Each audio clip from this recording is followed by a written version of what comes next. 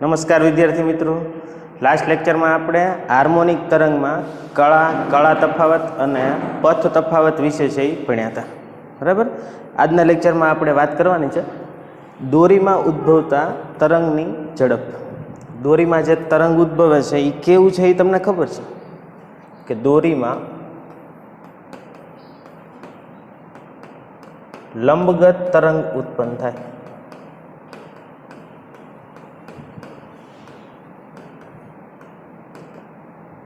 લંબગત તરંગ છે મેં તમને પહેલા લેક્ચરમાં ભણાવ્યું હતું. લંબગત તરંગ છે તરંગ પ્રસરણની દિશા અને વિક્ષોભની દિશા. દોરીમાં તમે જ્યારે તરંગ ઉત્પન્ન કરવા માગો છો ત્યારે એક છેડો છે એ જોડેલો છે, બરાબર, અને એક છેડે તમે જે વિક્ષોભ ઊભો કરો છો એ આમ વાય દિશામાં કરો છો અને તરંગનું પ્રસરણ થાય છે એ ક્યાં થાય છે? એક્સ દિશામાં. તો જે તરંગ દોરીમાં ઉત્પન્ન થાય છે એ કેવું છે? લંબગત તરંગ છે. તો સમજી લ્યો કે આ ધારો કે આધાર છે અને અહીંયા છે આપણે દોરી બાંધેલી છે, બરાબર, અહીંયા દોરી બાંધેલી છે. હવે દોરીના આ છેડે ધારો કે હું આ પ્રકારનો કોઈ એક વિક્ષોભ છે એ ઉત્પન્ન કરું. આ પ્રકારનો કોઈ એક વિક્ષોભ છે એ ઉત્પન્ન કરું. તો આ વિક્ષોભ છે એ ક્યાં આગળ વધવાનો? જો આમ. એને તમે શું કહો છો? તરંગની ઝડપ. વિક્ષોભ જે આગળ વધવાનો છે એને તમે શું કહો છો? તરંગની ઝડપ. બરાબર. તો આ તરંગની ઝડપ દોરીના કિસ્સા માટે, દોરીમાં જે તરંગ આગળ વધે છે એની ઝડપનું સૂત્ર છે એ આપણે લખીએ છીએ. તો ઝડપનું સૂત્ર છે કંઈક આવું આવે છે. દોરી માટે જ વાપરવાનું છે. તાર હોય, દોરી હોય, બરાબર, એની માટે આ સૂત્ર તમારે વાપરવાનું છે. એ છે V = √T/μ. આવું સૂત્ર છે. V = √T/μ. આ ટી છે એ જ્યારે તમે વિક્ષોભ ઉત્પન્ન કરો છો અથવા તો જ્યારે આ તરંગ છે એ આગળ વધે છે ત્યારે દોરીમાં ચોક્કસ પ્રકારનું તણાવ બળ ઉત્પન્ન થાય છે. તો દોરીમાં જે તણાવ બળ ઉત્પન્ન થાય એ છે આ, અને મ્યુ છે એ તમે આઈ થિંક દ્રવ્યમાન કેન્દ્રમાં ભણી ગયા છો. આને કહેવાય છે રેખીય ઘનતા અથવા રેખીય દળ ઘનતા. એ મ્યુ બરાબર થાય છે M/L. જ્યાં M છે એ દોરીનું દળ છે. ખાસ ધ્યાન રાખવા જેવી વસ્તુ આ છે. અત્યાર સુધી આપણે જે કંઈ દોરી ભણતા હતા ગતિના નિયમોમાં, બધી ગરગડી ને દોરી ને એવું બધું, એમાં દોરીને દળ નહોતું, બરાબર. અત્યારે જે વાત છે એમાં દોરીને દળ છે. તો આ M છે એ દોરીનું દળ છે, L દોરીની લંબાઈ,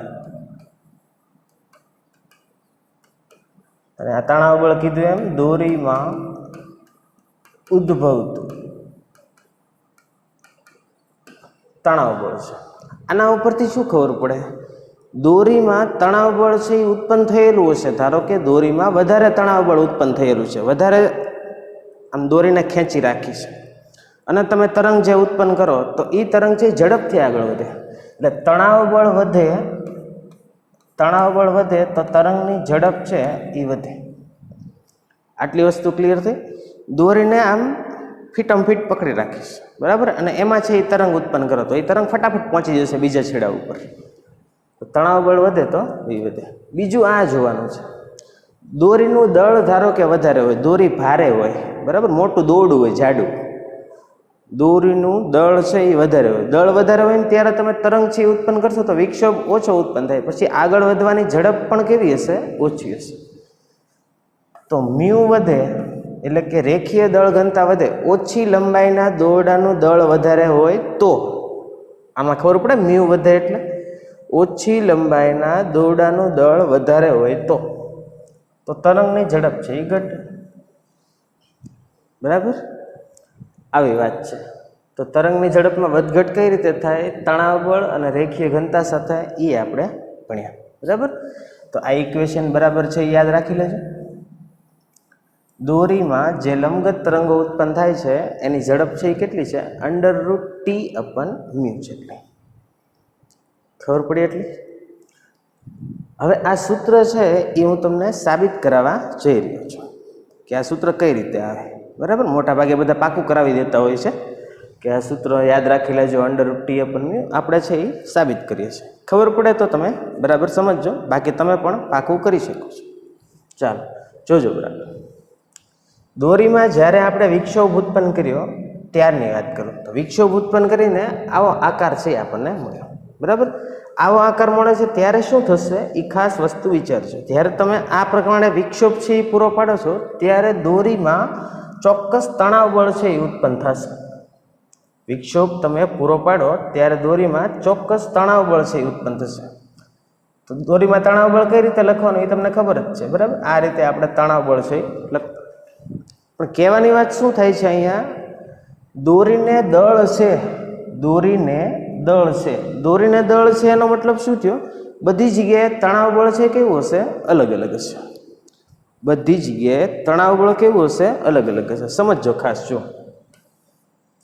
આ ધારો કે એક આધાર છે અને આધાર સાથે મેં દોરી લટકાવી દીધી. હવે આ દોરીનું દળ એમ છે,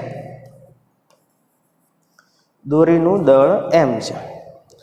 ધારો કે તમે અહીંયા તણાવ બળની ગણતરી કરો, અહીંયા આને O કહી દઈએ. બરાબર, આને A કહી દઈએ, અહીંયા આપણે B કહી દઈએ. તો O આગળ તણાવ બળ લખશો T. આ જો દોરી આમ લટકાવેલી છે એટલે એમ કહેવાય કે એમ દળ લટકે છે. તો O બિંદુ પાસે તણાવ બળ છે એ કેટલું આવશે? દોરીને દળ છે, ધ્યાન રાખજો, બધે તણાવ બળ સરખું થશે નહીં. બરાબર, એ તમને સમજાવું છું. તણાવ બળ અહીંયા હું બે જગ્યાએ TT નહીં લખી શકું, સમજાય છે?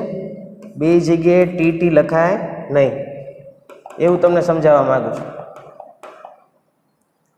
તો આ બિંદુ પાસે તણાવ બળમાં બધું દળ આવશે. જુઓ, બધું દળ, એમ દળની દોરી આ આધારથી લટકાવેલી. તો અહીંયા તણાવ બળ શું લખાશે? mg. સમજાય છે એટલી વાત? અહીંયા તણાવ બળ શું લખાય? mg લખાય. ધારો કે તમને એ બિંદુ પાસે તણાવ બળ કે એ બિંદુ પાસે, તો એ બિંદુ તો દોરીનો છેડો છે.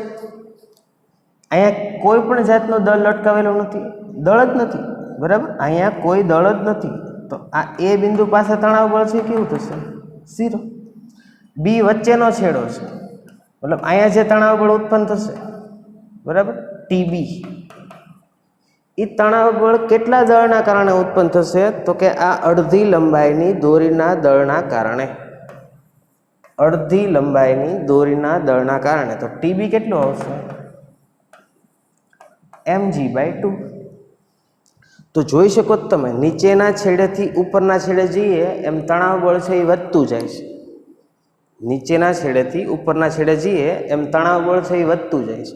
હવે અહીંયા ધારો કે તમે કોઈ લંબગત તરંગ છે એ પ્રોવાઈડ કરો, અહીંયા આવું કંઈક લંબગત તરંગ છે એ તમે આપ્યું. બરાબર, તો એ લંબગત તરંગમાં તમારે શું વિચારવાનું કે જ્યારે અહીંયા હશે લંબગત તરંગ TA પાસે, ત્યારે તણાવ બળ કેવું છે? 0. તો ત્યારે તમને તરંગની ઝડપ કેવી મળશે? 0.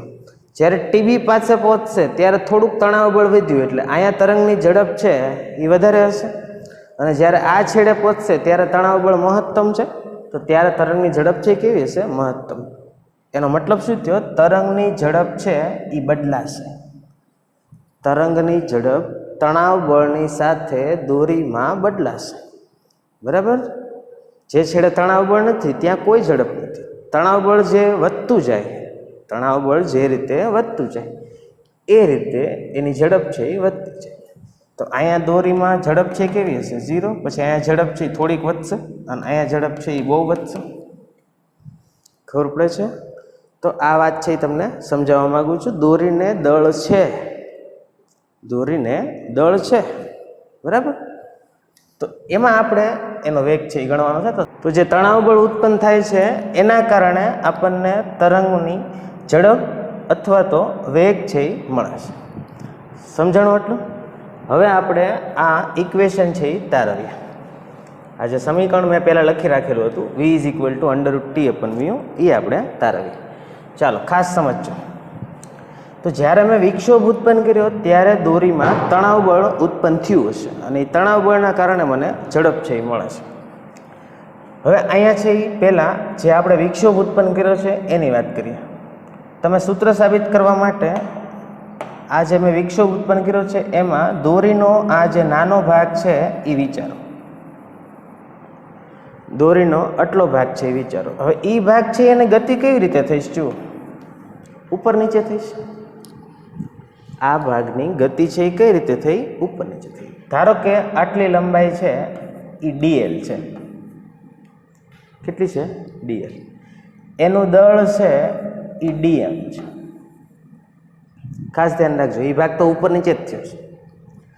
હવે જ્યારે તમે આ તરંગને જુઓ છો બહારથી હું આ તરંગને જોઉં તો તમને આ ભાગ આગળ વધતો એવો નહીં લાગે. આ ભાગ છે એ ઉપર નીચે થતો એવો લાગશે.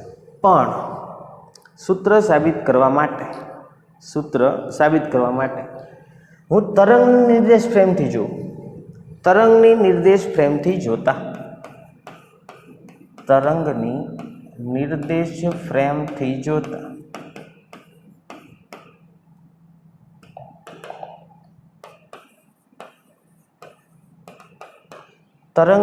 ફ્રેમથી જોઈએ તો શું થાય? જુઓ તો હવે તમે આ તરંગની ઉપર બેસી જાઓ, બરાબર? તમે આમ આગળ વધો છો તો તમને શું લાગે કે આ જે ડીએલ જેટલો ભાગ છે, હું તરંગની ઉપર જ છું, તો તરંગની ઉપર હું બેસી જાઉં તો મને શું લાગે? ડીએલ જેટલો ભાગ છે એ પાછળ જાય છે.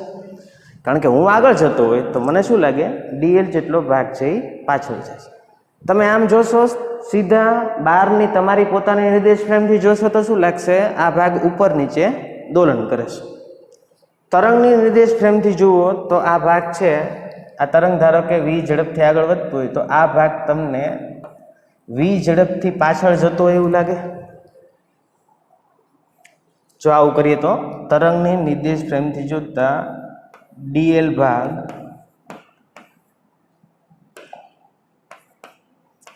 વી ઝડપથી પાછળ જતો હોય એવું લાગે. તો તરંગની ઝડપ વી છે અને આ ડીએલ જેટલો ભાગ છે એ વી ઝડપથી પાછળ જતો એવું લાગે. બરાબર? ખાસ ધ્યાન રાખજો, આ ડીએલ છે એ શું છે? નાની ચાપ થવાની છે. દોરીમાં નાની ચાપ છે થવાની છે. અને આ નાની ચાપ છે, અહીંયા દળે ઓછું છે એટલે હું આ બંને બાજુ તણાવ બળ લખી શકું ટી. દોરીમાં કેમ અહીંયા તણાવ બળ ઉત્પન્ન થયું? એ તો અલગ અલગ હતું, બરાબર? એ મેં તમને સમજાવ્યું. અહીંયા તણાવ બળ છે ઉત્પન્ન થશે, પણ અહીંયા બહુ દળ બદલાશે નહીં, કારણ કે નાનું અમથું દળ લીધું છે. ત્યાં બહુ દળ બદલાશે નહીં એટલે બે બાજુ તણાવ બળ સરખા લઈ શકો. સૂત્ર તારવવું છે ભાઈ, બંને બાજુ તણાવ બળ છે એ ટી લઉં છું, બરાબર? હાલો, તો એટલી ખબર પડી. ડીએલ ભાગ છે એ તરંગની નિર્દેશ ફ્રેમથી વી ઝડપથી પાછળ જતો એવું લાગે. એનું દળ કેટલું છે?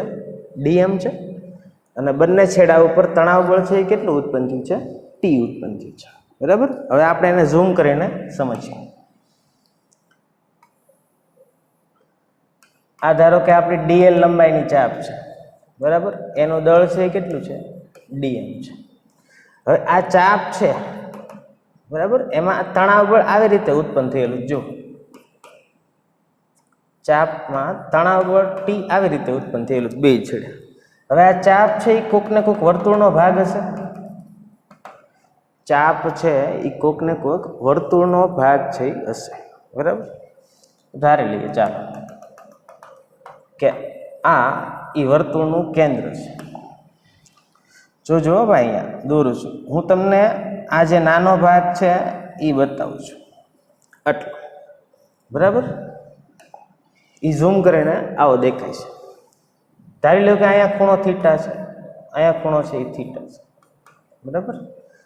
હવે તણાવ બળ આવી રીતે છે. જો તણાવ બળના આપણે બે ભાગ પાડી દઈએ. તણાવ બળના બે ઘટકો પાડી દઈએ એમ કહું. તણાવ બળના બે ઘટકો છે એ પાડી દઈએ. અહીંયા ખૂણો થીટા છે, અહીંયા ખૂણો થીટા છે, તો આ ખૂણો છે એ થીટા થશે. આ 90 માઇનસ થીટા, તો આ કેટલો થાય? થીટા. આ ખૂણો થીટા, જો ઝેડ બન્યો ને, આ 90 માઇનસ થીટા, તો આ કેટલો થાય? થીટા. હવે તણાવ બળ ટી આમ છે. જુઓ, આ થીટાની પાછળની બાજુ એટલે આ આવશે ટી કોસ થીટા અને આ આવશે ટી સાઇન થીટા. સૂત્ર સાબિત કરવા માટે આવું બધું કરીએ છીએ. બીજું ખાસ અગત્યની વસ્તુ શું હતી? આ ભાગ છે ડીએલ જેટલો, એ આમ વી ઝડપથી જાય છે. ડીએલ જેટલો ભાગ આ બાજુ વી ઝડપથી જાય છે. તો એવું કહેવાય કે આ ડીએમ દળ છે એ ડીએમ દળ આ ચાપ છે. આ શું છે? ચાપ છે. એની ઉપર આ સ્પર્શીય ઝડપ છે. ચાપ ઉપર ડીએમ દળની સ્પર્શીય ઝડપ છે. એનો મતલબ શું થયો? આ ડીએમ દળ વી ઝડપથી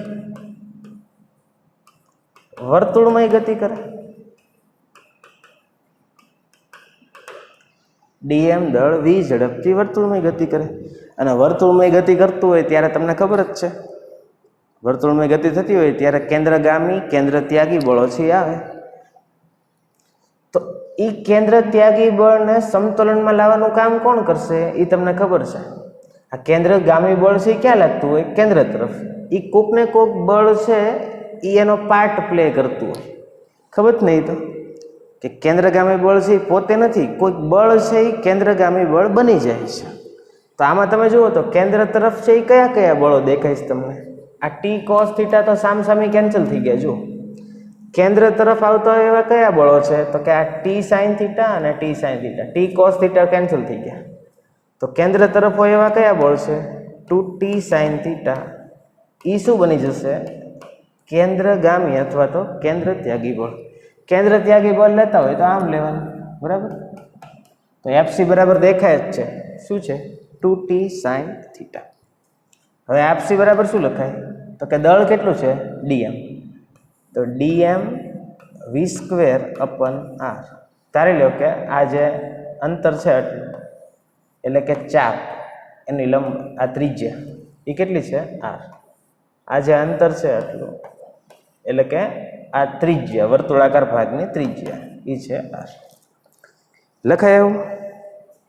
હવે બીજું સૂત્રમાં શું હતું જુઓ તો, વી equal to √t upon mu હતું આવું. તો જો ડીએમ દળ હોય અને ડીએલ લંબાઈ હોય તો મ્યુ બરાબર આપણે આવું લખી શકીએ, ડીએમ અપન ડીએલ. લખાય ને? મ્યુ બરાબર ડીએમ અપન ડીએલ. ડીએમ બરાબર શું લખાય? Mu DL. ડીએમ બરાબર મ્યુ ડીએલ. મ્યુ ડીએલ વી સ્ક્વેર અપન આર. ચાલો હવે જોજો, 2t સાઇન થીટા આપણું કેન્દ્ર ત્યાગી બળ છે એ થયું. પણ તમને ખબર છે આ ચાપ છે એ કેવી છે? નાની છે. ચાપ નાની એટલે થીટા જે આ ખૂણો છે એ ખૂબ નાનો હશે. ખૂણો તો જુઓ હા એટલો અમથો જ છે. એ તો મેં તમને ઝૂમ કરીને બતાવ્યું. જુઓ આવું હતું ને, ખૂણો તો ખૂબ નાનો છે. ખૂણો ખૂબ નાનો હોય એટલે આવું લખાય, sine theta equal to theta. Sine થીટાની જગ્યાએ શું લખાય? થીટા. તો આ શું થશે? 2t થીટા બરાબર મ્યુ ડીએલ એટલે શું છે? ચાપ છે. ચાપ એટલે ત્રિજ્યા ગુણ્યા ખૂણો લખાય. આર ખૂણો કેટલો છે? ચાપમાં ખૂણો કેટલો છે?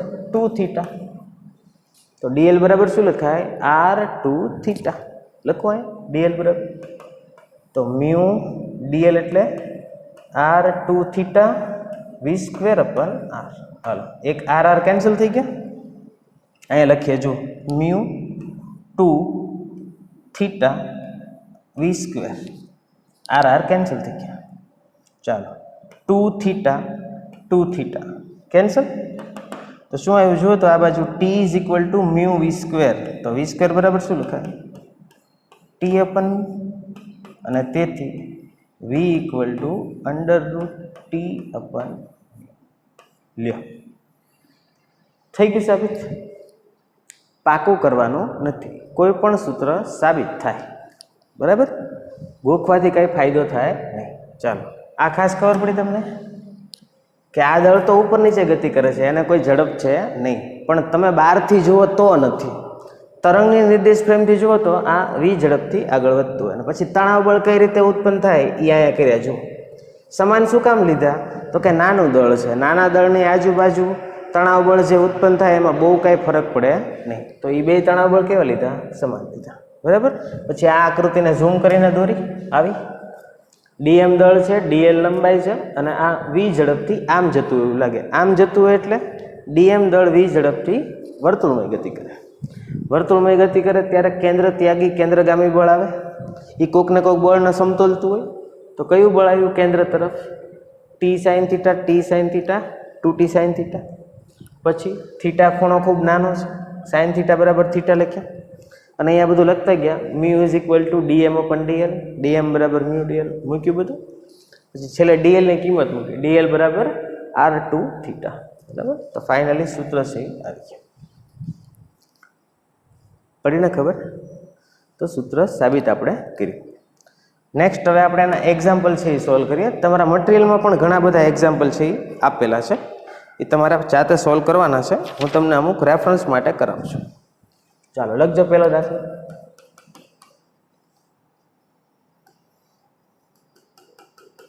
આ એક જડિત આધાર છે. જડિત આધાર સાથે ગરગડી છે એ જોડેલી છે.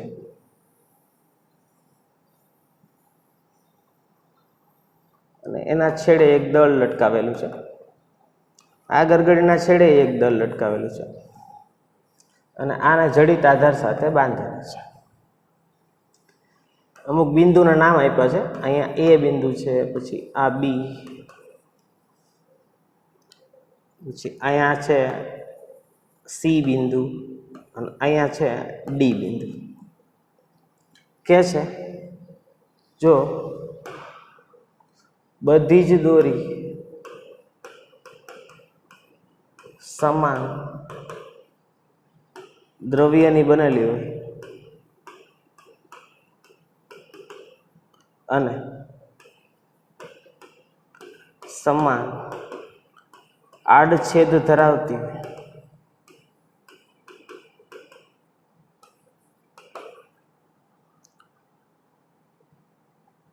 બધી દોરી સમાન દ્રવ્યની બનેલી હોય અને સમાન આડછેદ ધરાવતી હોય, તેમજ પહેલું એ બી દોરીમાં લંબગત તરંગ છે. એ બી દોરીમાં આમ લંબગત તરંગ છે આપણે ઉત્પન્ન કરી. બરાબર, લંબગત તરંગ તેની ઝડપ v1 છે. આ એ બી દોરીમાં લંબગત તરંગ ઉત્પન્ન કરે છે, એની ઝડપ કેટલી છે? v1 છે. પછી સીડી દોરી, આ દોરી સીડી દોરીમાં લંબગત તરંગ છે, તેની ઝડપ v2 છે. તો v1 અપન v2 બરાબર કેટલું થાય? v1 અપન v2 બરાબર કેટલું થાય? ચાલો આવો દાખલો છે. તો અગત્યની વાત સમજજો. સમાન દ્રવ્યની બનેલી હોય, સમાન દ્રવ્યની બનેલી હોય એનો મતલબ આવો થાય, મ્યુ બરાબર અચળ. આ રેખીય દળ ઘનતા છે એ તમને ખબર છે, દ્રવ્યની જાત ઉપર આધાર રાખે. બરાબર, તો મ્યુ બરાબર અચળ છે. સમાન આડછેદ છે. હવે જે દોરીમાં તરંગ ઉત્પન્ન થાય છે એનું સૂત્ર આવું છે, v equal to √t upon mu. બરાબર, આવું સૂત્ર છે.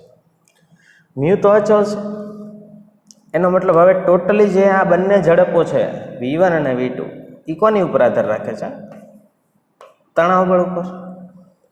કોની ઉપર આધાર રાખે છે? તણાવ બળ ઉપર. તણાવ બળ લખીએ. તણાવ બળ તો તમને બધાને લખતા આવડે જ છે. ધારી લો કે આ દોરી છે એમાં બધી જ જગ્યાએ તણાવ બળ છે એ મળે છે આપણને. તો આ ધારો કે તણાવ બળ T છે. બરાબર, અહીંયા તણાવ બળ T મળશે. તો તણાવ બળની દિશા તો લખતા આવડે. અહીંયા તણાવ બળ T મળશે. હવે વિચારો તો આ સીડી દોરીમાં તણાવ બળ કેટલું મળશે? અહીંયા T છે, અહીંયા T છે, તો લખતા બધું શીખવાડેલું જ છે. અહીંયા તણાવ બળ કેટલું મળે? 2T. બસ વાર્તા પૂરી થઈ ગઈ. જો v1 અપન v2 ગણવું હતું તો v1 અપન v2 બરાબર શું લખાય? √t ab ના છેદમાં t cd. ab દોરીમાં ઉત્પન્ન થયેલું તણાવ બળ છેદમાં cd દોરીમાં ઉત્પન્ન થયેલું તણાવ બળ લખાય. આવું મ્યુ તો કેવું છે? અચળ છે. તો બસ વાર્તા પૂરી થઈ ગઈ. એ બી દોરીમાં કેટલું તણાવ બળ ઉત્પન્ન થયું? ટી. સીડી દોરીમાં 2t. જવાબ શું આવ્યો? 1/√2. ખબર પડી? કેટલો જવાબ આવ્યો? 1/√2. શું ધાર્યું છે આપણે? એ ખબર પડી. સમાન દ્રવ્યની બનેલી છે. સમાન દ્રવ્યની એટલે મ્યુ કેવું છે? અચળ છે. આખી દોરી માટે મ્યુની કિંમત અચળ છે. અને તણાવ બળ છે એ આવી રીતે બધે સમાન છે. ટી એટલે કે આ આખી એક જ દોરી છે. આ આખી દોરી છે એક છે, એમાં ધારી લીધું છે કે મ્યુ છે એ કેવું છે? અચળ છે. દોરીમાં તણાવ બળ છે એ કોમન થયું.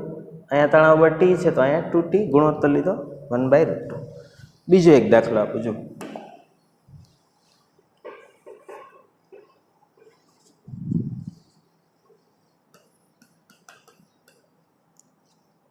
એ અને બી બે સમાન કદ અને કદ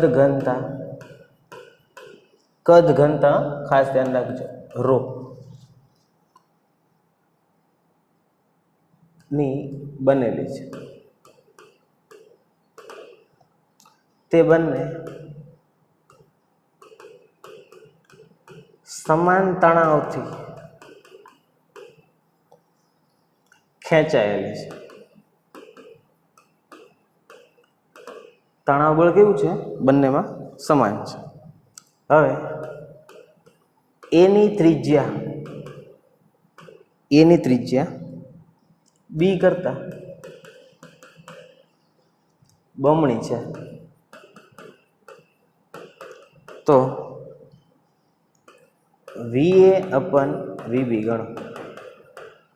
VA/VB ગણો. ચાલો હવે શું કરશું? જો કદ સરખા છે ને કદ ઘનતા સરખી છે એવું કહે છે. તે બંને સમાન તણાવથી ખેંચાયેલી છે. તો વીનું સૂત્ર લખીએ આપણે. V = √T/μ. તણાવ છે એ કેવું છે? સમાન છે. બરાબર. તો હવે આને આમ જ લખાય ને ખાલી 1/√μ. ટી તણાવ સમાન છે તો શું લખાય? 1/√μ. મ્યુ એટલે શું હતું એ તમને ખબર છે? √m/L. √m/L એટલે આને શું લખાય? √L/M. કદ લઈ આવું છે. કદ શું લાવવું છે? કદ અચળ છે. તો કદ ક્યાંથી આવે એ વિચારો. આ દળ છે એ દળને આપણે આવું લખી શકીએ ρ × V. આ V એટલે ઝડપ નથી. શું કહું છું? કદ. આટલી ખબર પડી? તો હવે કહે છે કદ અને ઘનતા એ બે કેવું છે? અચળ છે, સમાન છે. બરાબર. તો ફાઇનલી શું લખાય? V ચલે છે √L. V ચલે છે શું આવ્યું? √L. હવે પ્રોબ્લેમ શું થયો છે? લંબાઈનો સંબંધ નથી. લંબાઈનો સંબંધ છે નહીં. કોનો સંબંધ આપેલો છે? ત્રિજ્યાનો. હવે સંબંધમાં શું કહે છે? એ ની ત્રિજ્યા બી કરતા બમણી છે એટલે આવું લખાય RA = 2 ટાઈમ્સ RB. એ ની ત્રિજ્યા બી કરતા બમણી છે. બી ની ત્રિજ્યાને 2 થી ગુણો તો એ ની ત્રિજ્યા આવે. અને ઝડપનું કંઈક આવો સંબંધ આવીને ઉભો રહ્યો છે. V ચલે છે √L. બરાબર. ચાલો કોઈ પ્રોબ્લેમ નહીં. આ વિચારજો. સમાન કદ. હવે ધારો કે કોઈ દોરી છે તો એ હશે તો આવીને એનો આડછેદ A છે, એની લંબાઈ છે L છે, કદ અચળ એવું કહે છે. બરાબર. તો કદ માટે તમે આવું લખો ને, નળાકારનું કદ છે એ શું થાય? πr² L થયું. πr² L. હવે કે છે એ પ્રમાણે કહું તમને તો VA = VB. કદ બેયના કેવા છે? સરખા છે. ભાઈ કદ બેયના કેવા છે? સરખા છે. તો આવું લખાય πRA² LA = πRB² LB. લખાય એવું? પાઈ કેન્સલ થયું. આપણે લંબાઈનું કામ છે. જો મારો જવાબ કઈ રીતે આવશે? VA/VB. આ ઝડપ છે હો, જોજો શું છે? ઝડપ છે બે. √ LA/LB. આવી રીતે મારો જવાબ આવવાનો છે. હવે અહીંયા ખાસ ધ્યાન રાખજો, આપણે કોનું કામ છે? LA/LB. તો LA/LB લખું તો સામે શું લખાય?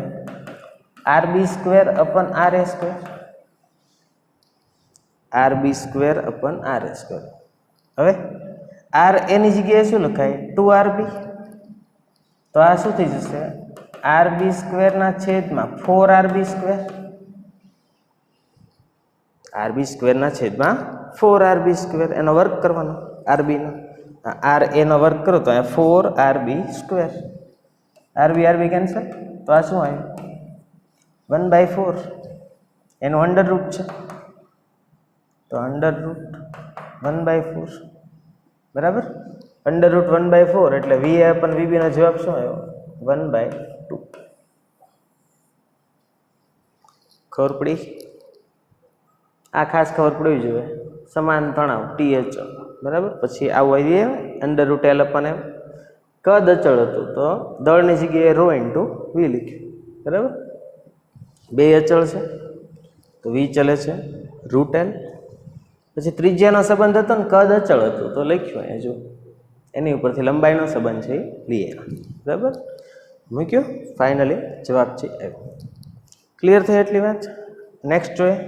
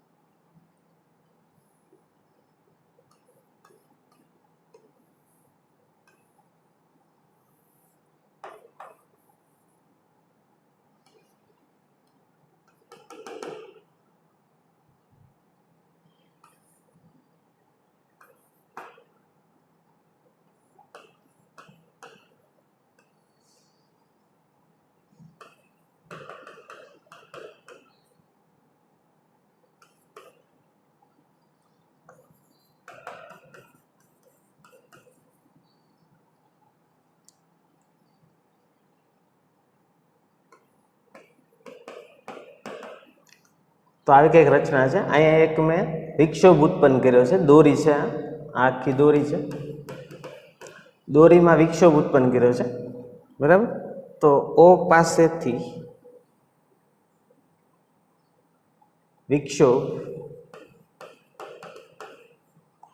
કેટલા સમયમાં A પાસે પહોંચશે?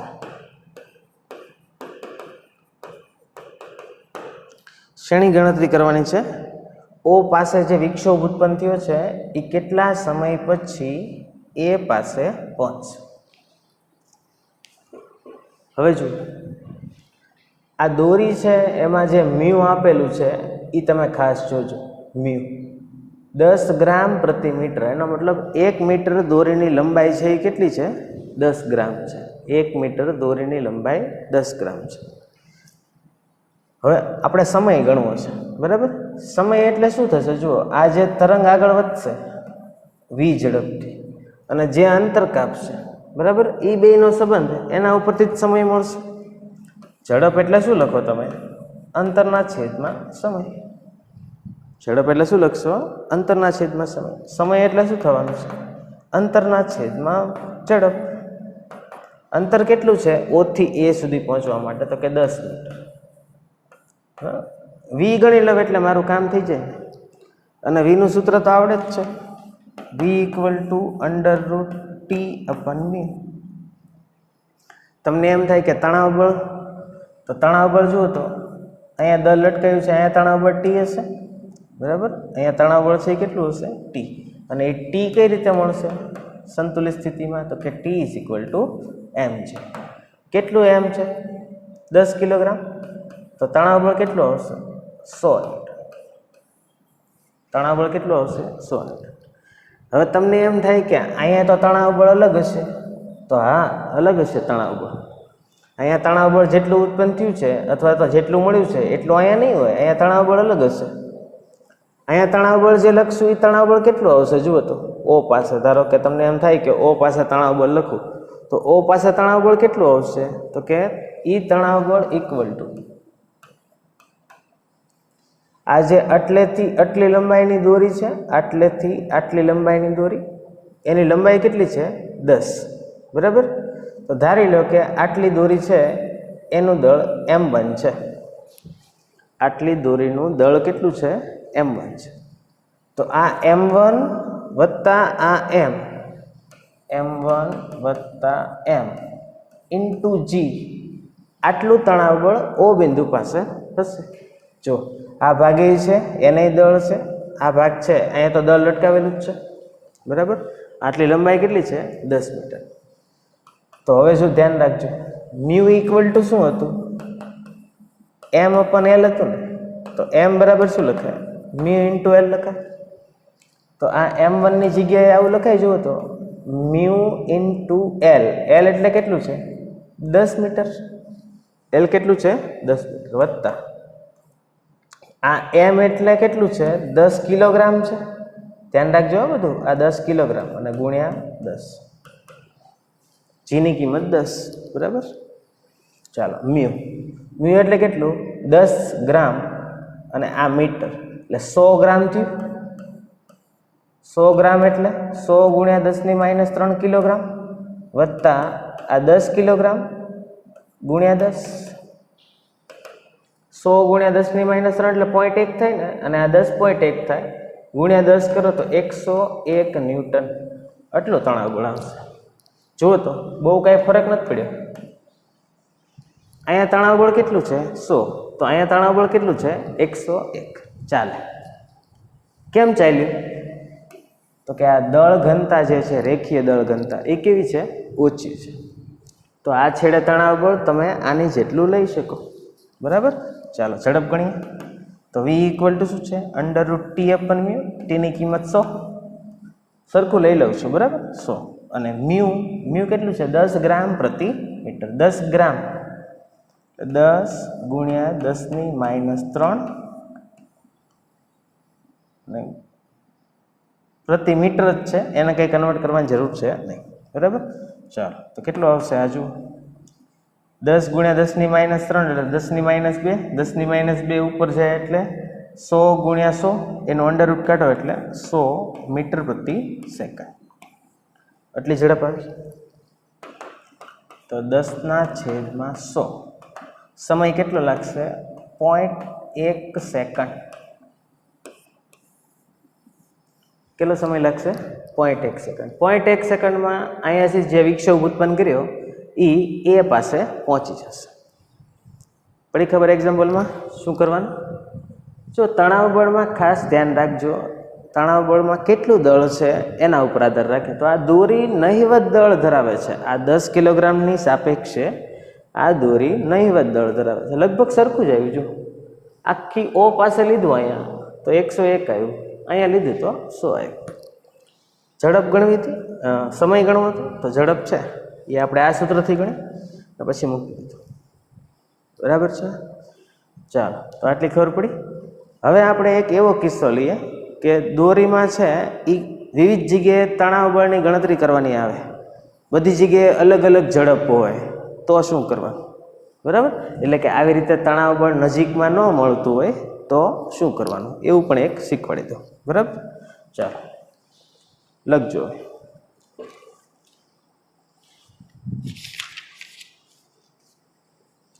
કોમન એક સૂત્ર જ લખાવી દઉં તમને, એક સૂત્ર સાબિત કરાવી દઉં. ચાલો સમજો. આ જડિત આધાર છે અને અહીંયા એક આવી જાડી દળદાર દોરી છે. જાડી દળદાર દોરી છે. બરાબર? એને દળ છે.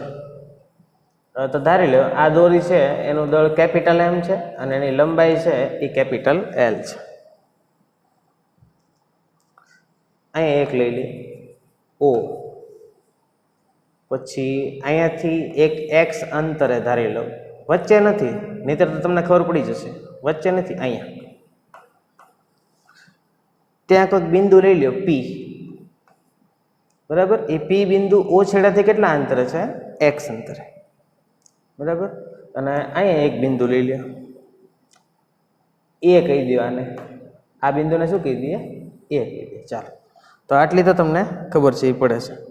આપણે ગણતરી કરવાની છે કેટલા સમય પછી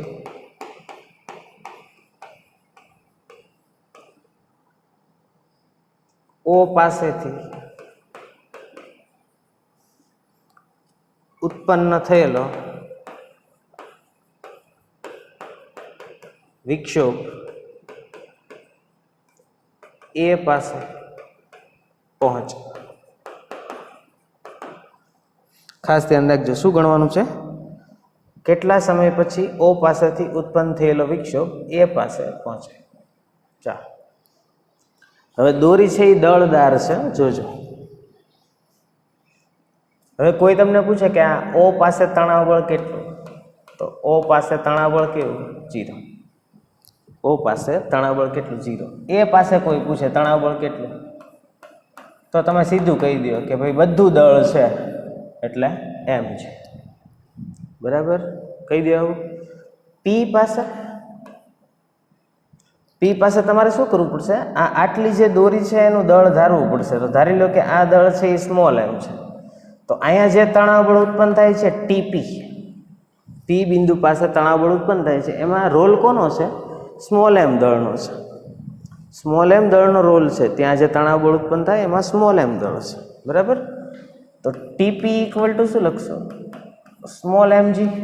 ભાઈ આ હવામાં લટકાડેલું છે તણાવ બળ એટલે એમજી થશે, એટલી તો ખબર પડે જ ને. સ્મોલ એમજી અને કેપિટલ એમજી જોતા જજો. હવે ધારો કે તમને એવું મન થાય કે મારે આ સ્મોલ એમ છે અને કેપિટલ એમના સ્વરૂપમાં લખવું છે, તો આટલેથી આટલું અંતર કેટલું હતું? Capital L. તો આવું લખતા આવડે ને. કેપિટલ એમ દળ કોનું હતું? તો કે કેપિટલ એલ લંબાઈ. સ્મોલ એમ દળ કોનું હતું? તો કે એક્સ લંબાઈ, બરાબર ને. અહીંથી આ કેટલો છેડો છે? એક્સ છે. તો સ્મોલ એમ બરાબર શું લખાય? જુઓ તો m/l ઇન્ટુ એક્સ. સ્મોલ એમ બરાબર શું લખાય? m/l into x. તો પી બિંદુ પાસે તણાવ બળ કેટલું મળ્યું? m/l ઇન્ટુ એક્સ ઇન્ટુ જી. કોઈ પણ બિંદુ પાસે તણાવ બળ, બરાબર. ક્યાંથી ગણ્યું છે? જોજો, અહીંથી આ લંબાઈ એલ છે, અહીંથી આ લંબાઈ એક્સ છે. હાલો, હવે પી બિંદુ પાસે આપણે ઝડપ ગણીએ. પી બિંદુ પાસે શેની ગણતરી કરીએ? ઝડપ. તો પી બિંદુ, કોઈ પણ બિંદુ છેડેથી એક્સ અંતરે રહેલું બિંદુ, ત્યાં ઝડપ ગણવી હોય તો √T/μ લખાય. તો Tp/μ, મ્યુ તો અચળ છે. તો વીપી બરાબર શું આવ્યું? જુઓ તો √m/l ઇન્ટુ એક્સ ઇન્ટુ જી ના છેદમાં મ્યુ એટલે શું થાય ભાઈ? તો મ્યુ એટલે તો તમને ખબર જ છે, આનું દળ એમ હતું, લંબાઈ એલ હતી, તો મ્યુ બરાબર કેપિટલ m/l લખાય. એ તો અચળ છે, તો આ બે તો કેન્સલ થઈ ગયા. એનો મતલબ કોઈ પણ બિંદુ પાસે ઝડપ છે એનું સૂત્ર શું આવ્યું? √x ઇન્ટુ જી. આ એક્સ છે એ બદલાતું અંતર છે, ધ્યાન રાખજો. એક્સ શું છે? બદલાતું અંતર છે. ક્લિયર થાય છે એટલી વાત? તો એક્સ બદલાય તો વીપી બદલાય. જુઓ, અહીંયા તરંગની ઝડપ એક્સ બરાબર કેવું હતું? 0. અહીંયા એક્સ ઇઝ ઇક્વલ ટુ શું છે? એલ છે. આ છેડે એક્સ ઇઝ ઇક્વલ ટુ શું છે? એલ છે, બરાબર. અને અહીંથી તમે આમ જાઓ, અહીંથી તમે આમ છે એ જશો તો એક્સ વધતું જશે. એક્સ વધતું જાય એટલે વીપી છે એ વધતું જાય. તો પાછું આવી ગયું. જુઓ તો આ બિંદુ પાસે તણાવ બળ કેવું? મહત્તમ. તણાવ બળ મહત્તમ હોય તો ઝડપ છે એ કેવી થાય? મહત્તમ. પડી ખબર? તો આ આપણું વીપીનું સૂત્ર આવી ગયું. હવે આપણે વાત કરવી છે સમયની. શેની વાત કરવી છે? સમય કેટલો લાગે. તો સમય ગણવા માટે તમે ખાસ ધ્યાન રાખશો ને, તો વેગ છે અથવા તો જે તરંગની ઝડપ છે, લંબગત તરંગની ઝડપ, એ એક્સ સાથે બદલાય છે. અચળ નથી કે તમે સીધું લખી નાખો કે T is equal to D upon V, એવું લખાય નહીં, બરાબર. અંતર અચળ છે નહીં. ચાલો, તો હવે શું કરવું પડશે? સમયની ગણતરી કરવા માટે ધ્યાન રાખજો. આ જે સમીકરણ છે એ આપણે એક બાજુ લખી રાખજો. શું મળ્યું છે? VP equal to √x into G. હાલો, હવે આ વીપીને તમને આવું લખતા આવડે ને? જુઓ તો ડીએક્સ અપન ડીટી. વેગ એટલે સમયની સાપેક્ષે અંતરનું વિકલન ઇક્વલ ટુ √x ઇન્ટુ જી. હવે આ ડીએક્સના છેદમાં √x ને લઈ આવો. ડીએક્સના છેદમાં √x ને, ઓલી બાજુ શું જશે? √g into DT. ઘણી બધી વાર કરેલું છે આવું આપણે. પછી શું કરીએ આપણે? બંને બાજુ સંકલન કરીએ. શું કરીએ? બંને બાજુ સંકલન. ધારો કે જે આ નીચેનો છેડો હતો, અહીંયા t બરાબર 0 હતું અને અહીંયા t બરાબર t છે. અહીંયા x બરાબર 0 હતું અને અહીંયા x બરાબર શું છે? l છે. તો જે આપણને આ મળ્યું છે એમાં x બરાબર 0 થી x બરાબર l અને અહીંયા t બરાબર 0 થી t બરાબર t. અહીંયા સંકલન કોની સાપેક્ષે? સમયની સાપેક્ષે. અહીંયા સંકલન કોની સાપેક્ષે? અંતરની સાપેક્ષે. ચાલો, જે હોય. શું આવ્યું અહીંયા? સંકલન આ એક્સનું √ છે એટલે આમ લખાય એક્સની -1/2 dx. અને ડીટીને તો ટી થાય ને, એમાં લિમિટ મૂકતા તમને આવડશે. તો અહીંયા શું આવી ગયું? √g into T. ત્યાં કામ પૂરું થઈ ગયું. અહીંયા સંકલન છે 0 થી l. એક્સની -1/2 ઘાતવાળું સંકલન કરો. -1/2 વત્તા 1 -1/2 વત્તા 1, બરાબર. એની લિમિટ મૂકી દે 0 થી l. અહીંયા શું છે? √g into T. ચાલો આગળ વધીએ. સંકલન થઈ ગયું છે. એક્સની કેટલી ઘાત થઈ? -1/2 + 1 એટલે 1/2 ઘાત કહેવાય. એના છેદમાં તે 1/2. પહેલી બાજુ શું છે? √g into T. ચાલો, બગડો ઉપર વ્યો જશે 2. એકવાર l મૂકો, એકવાર 0 મૂકો, બાદબાકી કરો. સંકલનની લિમિટ મૂકતા આવડે જ ને તમને? તો અહીંયા શું આવશે? √l. શું આવશે? √l. પહેલી બાજુ √g ઇન્ટુ ટી. તેથી ટી બરાબર શું આવ્યું? 2 √l અપન g. ખબર પડી કેટલો સમય લાગે આ છેડેથી આ છેડે પહોંચવા માટે? તો સમીકરણ શું આવ્યું સમયનું? 2 √l અપન g. ઝડપ આવી જો વેરિયેબલ x સાથે v બદલાય.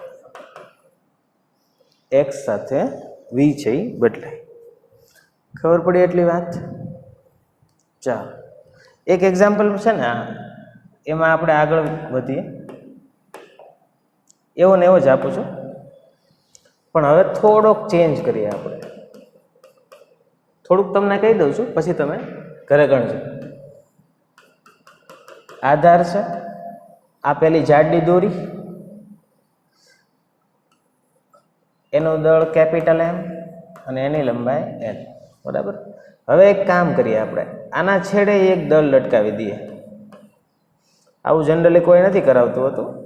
એના છેડે એક દળ લટકાવી દઈએ, બરાબર. એક તો જાડી દોરી છે, એના છેડે એક દળ છે. અને અહીંયાથી પેલું ધારી લઈએ કે x અંતરે ઓલું P બિંદુ છે અહીંયા, બરાબર. અને ત્યાં તણાવ બળની ગણતરી આપણે ગોતી હતી, બરાબર. ત્યાં ફાઇન્ડ કરી હતી ને આપણે. તો હવે શું આવશે અહીંયા જુઓ તો, આનું દળ તો હું ધારી લઉં કે સ્મોલ m છે. શું ધારી લઉં? Small m. તો P બિંદુ પાસે તણાવ બળ શું આવશે એ ખાલી ધ્યાન રાખજો. એક તો આ m1g આવશે, m1g આ દળે છે ને આ દળે છે, પ્લસ પેલું m ઇન્ટુ g. ઈ m એટલે શું હતું એ તો ખબર પડી ગઈ ને, m/l ઇન્ટુ x. શું હતું એમ અપન એલ ઇન્ટુ એક્સ. આગલો દાખલાનો રેફરન્સ લેજો તો M1G plus M અપન L into x into જી.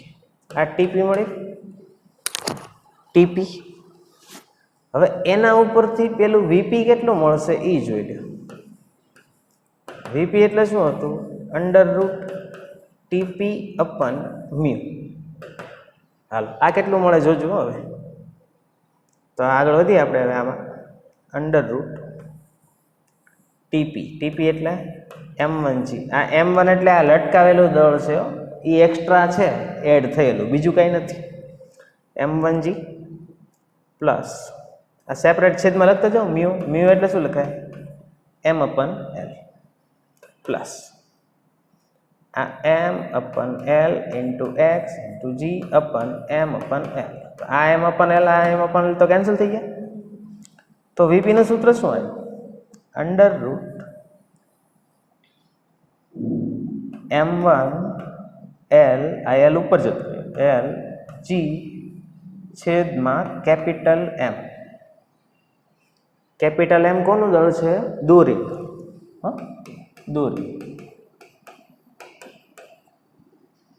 ચાલો આવ્યું પ્લસ એક્સ ઇન્ટુ જી.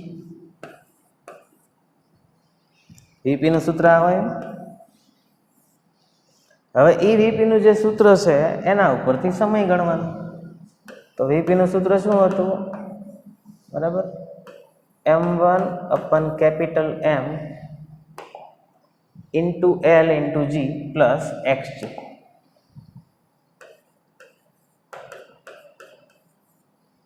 એ વીપીની જગ્યાએ શું લખ્યું હતું ડીએક્સ અપન ડીટી. વીપીની જગ્યાએ ડીએક્સ અપન ડીટી. પહેલી બાજુ શું થઈ ગયું જુઓ આખું M1 upon M L G plus X G એની કેટલી ઘાત 1/2. તો આને આવું લખાય, આના છેદમાં લઈ જાવ ને પાછું ઉપર લઈ જાવ તો M1 upon capital M L into G plus X G એની -1/2 ઘાત dx ઇક્વલ ટુ ડીટી. બસ હવે સેમ લિમિટ મૂકવાની 0 થી t. અહીંયા લિમિટ કોની આવશે સંકલન કરશો એની 0 થી l. કઈ આવશે 0 થી l. બસ હવે કાંઈ નથી જુઓ આવું સંકલનનો નિયમ તમને લખાવેલો જ છે. ax plus B raise to n હોય ax plus B raise to n અને dx. તો આનું સંકલન છે ને આવું થાય જુઓ ax plus B raise to n+1 upon n+1 into એક્સનો સહગુણક શું છે એ, તો છેદમાં એ લખવાનું. આ સંકલનનો નિયમ યાદ રાખી લેજો બરાબર. તો અહીંયા ધ્યાન રાખજો હવે એક્સનો સહગુણક શું છે જી છે અને બાકી તમારે આની જેમ જ કરવાનું છે. તો શું આવશે તેથી M1 upon M into L into G plus X G -1/2 વત્તા 1 છેદમાં -1/2 વત્તા 1 ઇન્ટુ જી. ઠીક એની લિમિટ શું મૂકવાની છે 0 થી l બરાબર. અહીંયા તો ટી જ થઈ ગયું ખબર પડી એટલી. ચાલો હવે સાદરૂપ આપીએ આનું. એલ મૂકવાનો ને બીજું તો કાંઈ નથી કરવાનું. એક્સની જગ્યાએ શું લખવાનું એલ. ચાલો લખીએ એક્સની જગ્યાએ એલ. અને બીજું એક તમે આવું કરી શકો કે અહીંયા -1/2 વત્તા 1 એટલે 1/2 ઘાત થઈ. એમાંથી જીને બહાર લઈ લ્યો તો જીને બહાર લઈ લે તો જીની કેટલી ઘાત થઈ 1/2. એના છેદમાં શું છે જી છે બરાબર. બીજું આ -1/2 વત્તા 1 એટલે 1/2 થાય. એનો 2 ઉપર જાય તો અહીંયા 2 અને હવે આ કાઉસ લખી નાખું M1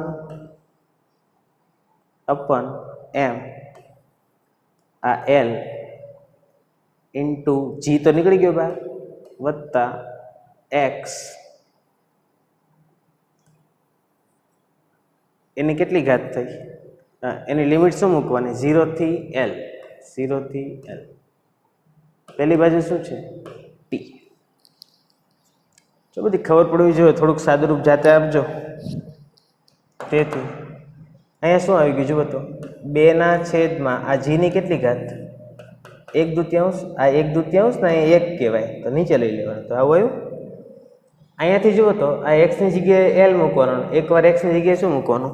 0 મૂકવાનું. બરાબર. તો એ હવે લખીએ આપણે. તો M/M capital M L plus એકવાર L મુકાઈ ગયો. શું મુકાઈ ગયું? એકવાર L મુકાઈ ગયો. હાલો માઇનસ એકવાર શું મૂકવાનું? 0. એકવાર એક્સની જગ્યાએ શું મૂકવાનું? 0. તો શું આવ્યું? M1L/M વત્તા 0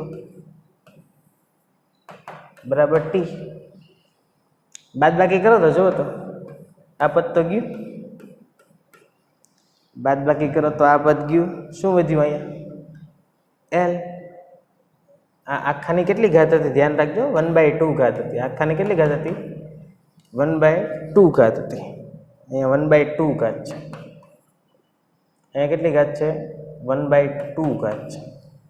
ચાલો 1/2 ઘાત હશે તો આ કેન્સલ નહીં થાય ભાઈ. આ પદ ફરી વાર લખીએ આપણે. જો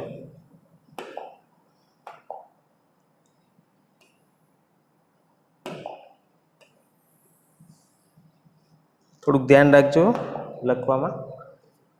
આ પદ છે એ આપણે ફરી વાર લખવું પડશે આખું. આ 1/2 ઘાત છે આની. બરાબર. તો હવે શું આવશે આગળ એ જોઈ લો. તેથી 2/g ની 1/2 ઘાત તો છે.